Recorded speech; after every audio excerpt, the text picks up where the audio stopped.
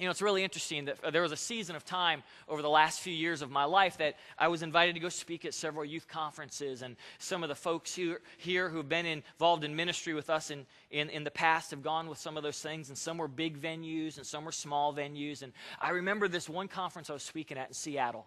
It was called Earthshakers, and I don't remember which year it was, but I was one of the night speakers, and we had, I think it was 3,800 teenagers there. And it was just one of those nights that you always remember. It was one of those nights where you're excited, and, you know, before the service, you're in the green room like a boxer, just, yeah, all right, come on, I'm ready to do this. Pumped, and the music's going, and kids are dancing in the front, and man, God was in that place. And I knew that God chose to use me that night, but he could have used a chimpanzee. It would have still worked. And I went out there, and they introduced me from the back, and I came out and preached my guts out and just inspired a generation of kids, and they were at times yelling and laughing. I mean, every element of the night was just through the roof. I was funny when I needed to be funny. I was serious when I needed to be serious, and then it came time for the altar call. Now, God, this is where you got to just come in with all that you got, Lord. Touch these kids.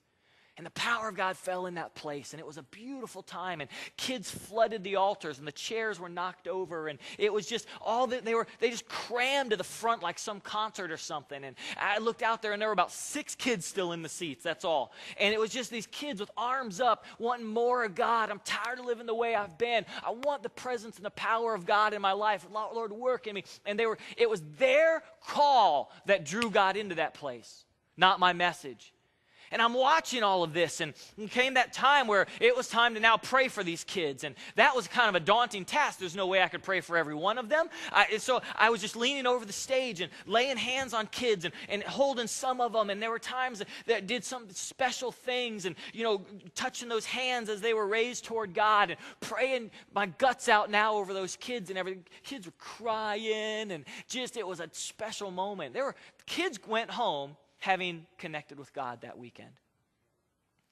And I remember just taking a step back after I felt like my part was done, and the band was still playing worship, and kids were just, you know, I mean, it was, you know, fluids were coming out of every orifice of their face, and it was just really kind of a wow thing. And I just stood there. I didn't want to touch anymore by that time, but I'm just watching and everything, and I felt like God said, you know, hey, it's you know, your part's done. And I remember this. I remember taking my Bible and taking my notes and doing just like this, grabbing my stuff and turning my microphone off and walking off the platform. And I went from this moment where kids were cheering, kids were excited, and that God used me to impact them. I went from that moment, a high, to grabbing my items, walking off the stage, and I went by myself. Everyone else was busy doing stuff, legitimately busy doing stuff. I went to the green room, and I sat on a couch and opened a Perrier and drunk it by myself. An intern walked in and says, "Mr. Mainers, I'm here to take you to the hotel." And I said, all right, yeah, let's go. And I grabbed my briefcase and put my stuff in it, and walked out the back door, got in a vehicle, and went to my hotel. And I sat in my hotel room by myself. And in about an hour, maybe 2 hours, the hotel came alive again. All these kids who happened to be staying at the same hotel and other hotels in the area, the noise level went way up in the hotel. And I could hear it from my sitting on my bed. I'm in my room by myself with Larry King. And all these kids had just cheered. Do you see what I'm saying? I went, Lord, I was just in a room of people. And it was seconds, and I was totally alone. And I'm going to tell you what the enemy tried to do. The enemy started bombarding my mind with what you said tonight won't take in them. It was all excitement for the night. You're going to fly back to Orlando, and they're going to go Aaron who? And all that's okay, actually, for them to go Aaron who. But the enemy wanted me to think that my loneliness at that moment was indicative my inability to be used by God. And it's really interesting that we can be at a church, and I don't mean just our church, because this can happen anywhere, that we can be at a church. Maybe we came by ourselves, but we leave feeling like we always were by ourselves. That we can be in a dinner party and be lonely. And I really believe that the enemy takes some of these situations that might just be, watch this, that might just be circumstantial.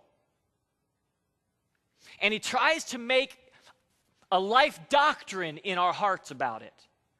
You see, so-and-so has all the friends surrounding them, but you're alone tonight with Larry King. You see, if you did something at the church like so-and-so, then you'd have a connection. But since you don't, you probably just don't even need to go to church anymore. And the enemy starts hardening the heart. Come on, somebody. The enemy begins hardening the heart with lies. If I wanted to, I could have got out of my PJs and put clothes back on and jumped right out into the hallway of that crazy hotel, gone to the lobby. I could have gone out there and probably kind of drummed up excitement, and done the whole rock star youth pastor thing and been excited and laughing with all the kids and everything. But I had no desire in my heart to fake something. But it was quite a life lesson. When I was managing a surf shop right after high school in Orlando, we had a video of Christian surfers who were out there, pro surfers. And there was a guy named Joey Baran. He surfed for Body Glove wetsuits. He was a hero of mine. I knew he loved God. And I listened to one time to this DVD. Actually, at that time, it was probably a video cassette. But I put that in and I watched this testimony that he was doing at a church one time. And he's the quintessential surfer-looking guy. He talks like it, man, and all that stuff. And Joey Baran was giving his testimony, and he goes, in 1989, I won the Pipe Masters on the North Shore. And he says, man, I remember that last wave, and he goes, I was just standing in that barrel, and it just blew me out the front, and I put my arms up, and it was the victory of my life. And he goes, I knew I won the Triple Crown of surfing that moment. And he says, I ran with my board down to the beach, or down up to the beach, and I know that I just defeated my opponent because he didn't get the wave count that I got. And he said, I ran up there, and it was photographers, and there are hundreds and hundreds and hundreds of people at these contests. And he goes, everyone rushed the water's edge, and they put lei around my neck, and I was there, and they were spraying beer cans and all this stuff and everything. He goes, I remember, man, I was the man. And he says, I went up, and they took me straight up onto the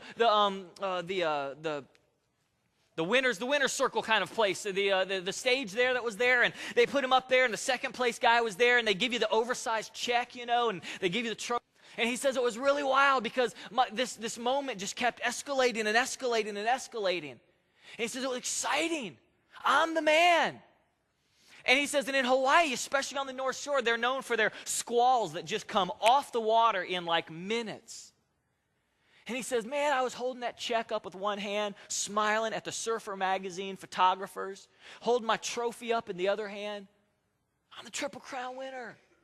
Yeah, champagne bottles and corks are going. I'm the Triple Crown winner.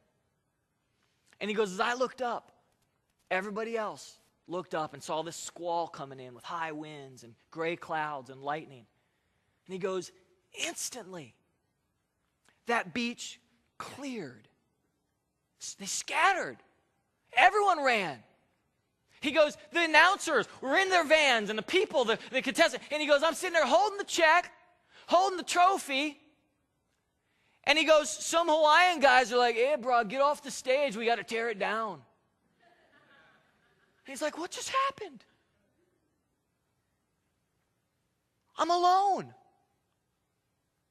And he goes, another guy came up to me and goes, hey, you can't keep that. We give it out to the guy each year. And I had to give him the trophy back.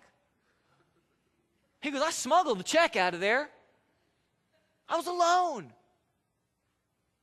And it's amazing what the enemy can do in times of loneliness. That the enemy can have you develop a hard heart and develop a cold love toward people.